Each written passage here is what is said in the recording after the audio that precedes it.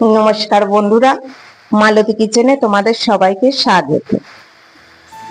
আজ করব আম মাখা। বাড়ির গাছের আম মাখা করব। সকল বন্ধুদের কাছে আমার অনুরোধ রইল সম্পূর্ণ ভিডিওটা দেখার জন্য। চলো বন্ধুরা, বাড়ির গাছের আম দেখো, সব শেষে একটা লাফিয়ে একদম এটা একটু নিচেই ছিল, তো লোকে পেরে নিয়ে যাচ্ছে। কি বলবো, বাড়িতে ছিলাম না একদিন। আমি ভোর 4টের সময় বেরিয়ে গেছি, যেহেতু আমি প্রত্যেকদিন 4:30 উঠি, লাইট জ্বলতে থাকে, তাহলে লোকে হয়তো বুঝতে পারে যে আমি বাড়িতে আছি, তাই হয়তো ধারের কাছে আসে না। বৃহস্পতিবার আসলে ওই সবাই পাতা পাড়তে আসে, পাতা পাড়তে আসে, দুটো একটা ছিঁড়ে নিয়ে যায়, কিন্তু অতটা ঠিক বলা যায় না। কিন্তু একদিন বাড়ি না থাকার কারণে দেখি, আরে আম কোথায় গেল, এত আম নিচে ঝুলছে। শ্বশুরমশাইকে জিজ্ঞেস করছি, তা তো জানি না। বরকে জিজ্ঞেস করছি, তা তো জানি না। দেখছি মানে ওই যে কচু গাছের মানে একটা মানুষ যে চলে গেছে, ঠিক বোঝা যাচ্ছে যে আমি হয়তো ভোরবেলা চলে গেছি, সেই কারণেই দেখো এখানে আমি তালা মেরে রেখেছি। কিন্তু যেহেতু বৃহস্পতিবার আম পাতা পাড়তে আসে, সেই কারণে আমি তালা মেরে রেখে দিয়েছি, যাতে আর এই কাজটা না করতে আসে। কারণ একটাই তো গাছ, সবাই যদি পেরে পেরে নিয়ে যায়, আমরাই বা খাবো কি, লোককেই বা কি দেবো? তো রাগে দুঃখে কি বলবো, কয়েকটা ছিল আরো নিচে, এটা হয়তো চোখে পড়েনি। মোটামুটি আমি তোমাদের আগে টকডাল করেছি এই গাছের আম দিয়ে, তো কেউ যদি দেখতে চাও দেখবে গাছে কত আম ছিল, কিন্তু এখন আম নেই, নিচে ঝুলছিল। তো দাদাভাই ওপারে দাঁড়িয়ে আছে, আমি আমগুলো পেরে দিয়ে দিচ্ছি। এই যে আড়ালে রয়েছে দেখো, ঠিক এরকম ঠোকা ঠোকা আম হয়েছিল। একটা দিন একটু ভোরবেলা বেরিয়ে গেছি, সেই কারণে চোর মশাই এসে চুরি করে নিয়ে গেছে। তা দেখতে পাইনি। কি বলবো, আমার রাগে দুঃখে যেন সত্যি বুকটা ফেটে যাচ্ছে। তো আমগুলো আমি পেরে নিচ্ছি, নিচে ছিল, এখনো আছে, কিন্তু খুব একটা নেই।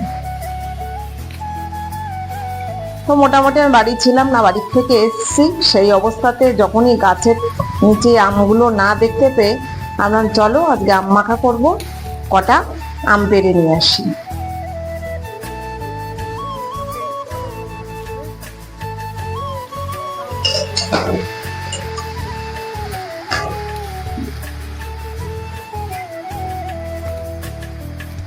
তা মোটামুটি দেখো, এগুলো আমি পেরে নিয়ে এসছি। আর কিছু মাখা করব, আর কিছু আমি টক করব।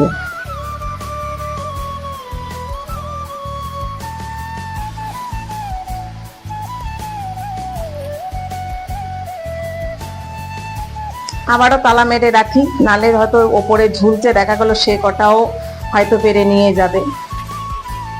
কারণ আমার শ্বশুর মশাই একদম ঘরের মধ্যে থাকে, ছেলেরা ঘুমিয়ে থাকে, আমরা দুজনা ভোরবেলা বেরিয়ে যাই, সেই কারণে কারোর চোখে পড়বে না, পেরে নিয়ে যাবে। তো মোটামুটি আমি এই 5টা আম মাখা করব, আর বাদ বাকি যা আছে এখন আমি কেটে নিচ্ছি আমগুলো। এই দুপুর রোদে আম মাখা কিন্তু খেতে ভীষণ ভালো লাগে, যদি কেউ মেখে দেয় না, ভীষণ ভালো লাগে। বা আমি মাখবো, আমার পাশে যদি অনেকে থাকে না, তখন যেন আম মাখার আগ্রহটাও বেড়ে যায়। কিন্তু কি বলবো, কেউ এখন আপাতত নেই। আমি বৈশাখ মাসের 4 তারিখে রানাঘাট বিয়ে বাড়িতে গেছিলাম, তখন আমরা ঝড় হয়েছিল, তা আমরা অনেক বোনেরা মিলে ওখানে আম মাখা করেছিলাম। প্রায় 25-30 জনা ছিল আম মাখা খাওয়ার জন্য। আমরা সব বোনেরা মিলে আম মাখা করেছিলাম বৈশাখ মাসে, খুব ভালো লেগেছিল, খুব মজা করেছিলাম ওখানে। তো দেখো, কয়েকটা আম আমি কেটে নিয়েছি আর গ্রেট করে নিচ্ছি। আর গ্রেটটা করছি বড় দিক থেকে, ছোট দিক থেকে দিলে কি বলতো, একদম ওই গালে দিলে চলে যাবে, চিবানো লাগবে না, সেই কারণে বড় দিক থেকে আমি গ্রেট করে নিচ্ছি, যাতে একটু হলেও গালে পড়ে।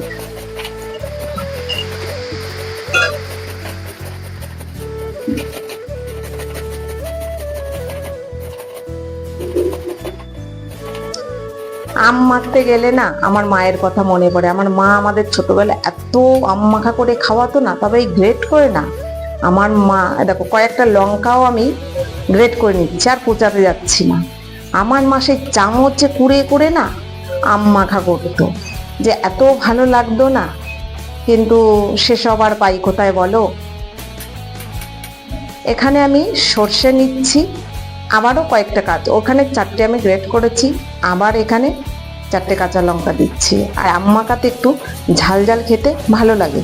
আমি এখানে কাসুন্দিটা ব্যবহার করলাম না। বন্ধুরা, তোমরা যদি চাও এখানে কাসুন্দি ব্যবহার করতে পারো, আমি একদম ডাইরেক্ট সর্ষে বেটে দিচ্ছি।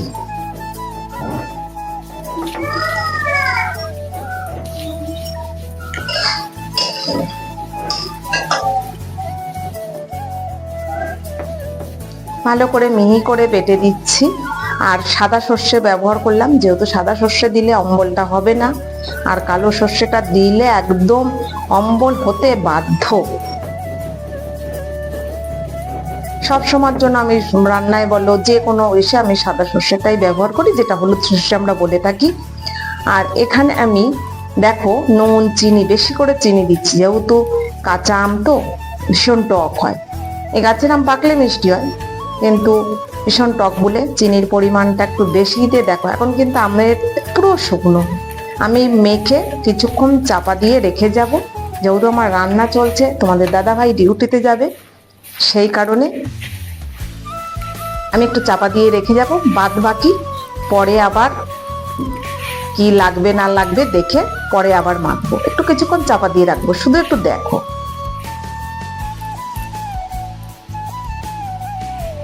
দেখো তারপরে ঘন্টাখানেক পরে এসে দেখি, দেখো একদম আম থেকে একদম জল ছেড়ে গেছে। আর এই যে জলটা আম মাখার পরে কার কার ভালো লাগে বলো তো? আমার তো ভীষণ ভালো লাগে। যে রান্না করতে করতে 2টো শুকনো লঙ্কা ভেজে নিয়ে এসেছি, লঙ্কা 2টো ভেজে মেখে দিচ্ছি। আর লঙ্কা ভাজার সুন্দর একটা গন্ধ, বেশ ভালো লাগে।